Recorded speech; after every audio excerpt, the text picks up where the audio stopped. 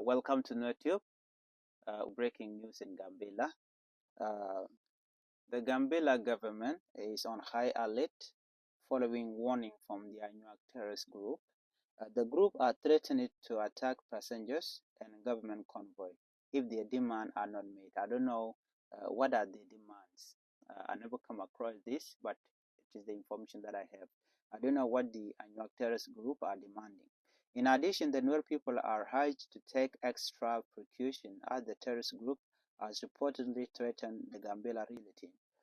Tension escalated yesterday when the Gambella government instructed Nuer passengers to board the buses from the old bus station, which is located in Anywak area. Due to the fear of potential attacks by the Anywak, the Nuer people refused to go to the whole bus station.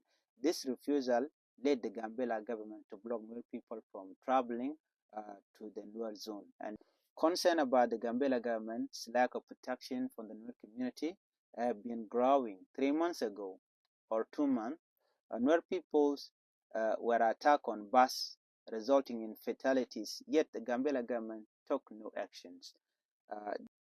This warning should not be taken lightly. We know that last week, the Anywak terrorist group attacked the refugee camp. They attacked Jawe, 2 of the refugee camp in Gambella, Jawe and Tirkita. There's a camp called Mwenyil, which is near the Abol.